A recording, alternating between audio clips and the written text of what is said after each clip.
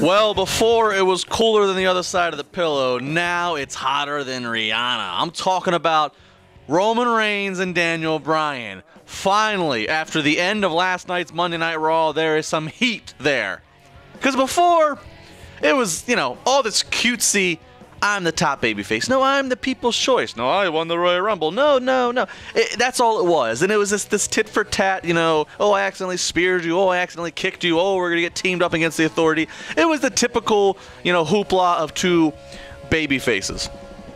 Now it feels like a fight. Because you know what? All last night during Raw, I'm thinking, we're 6 days away from this match that's for the number one contendership. Who goes to WrestleMania to fight Brock Lesnar as a world champion? But, what were we doing? Roman Reigns is having a match and Daniel Bryan is doing yeses. And Roman Reigns is taking selfies while Daniel Bryan wrestles. It was just very, ha ha ha ha ha.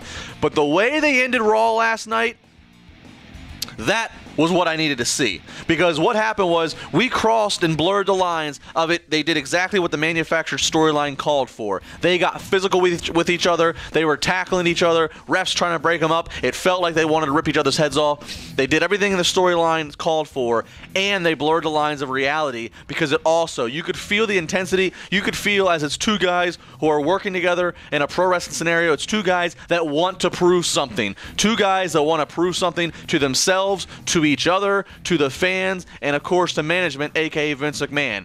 You could feel it that they want to prove that, one, they are the guy that should ultimately get to be the world champion next after Brock Lesnar, and they wanted to prove, yes, we are the future, we are the top guys now, as guys like John Cena and Randy Orton are slowly being, I don't know if phased out still. Well, hell yeah, it's phased out. They're slowly backing up. Daniel Bryan and Roman Reigns, the way they fought and just going through the crowd. And then, what a great one was is when they got in the timekeeper's area and Daniel Bryan, he did a spot right there to Roman Reigns, and then Roman Reigns turned back around and just forearm Bryan right in the face and screamed and went up, and it just had that feeling. And then the announcers narrated it perfectly. It finally felt like this is a fight you must see. It felt like it needed to be for the storyline purpose of who wants to go to WrestleMania, who wants it bad enough. Maybe it's both guys, but it also blurred into reality of who is the guy, who wants to truly prove I'm the one that should be going up against the 1 in 21 and 1 at WrestleMania. 412-320-7925. We got a lot to talk about. Your calls, plus guess who's going to be joining the show in just a couple of weeks. I'll tell you on the other side of the break.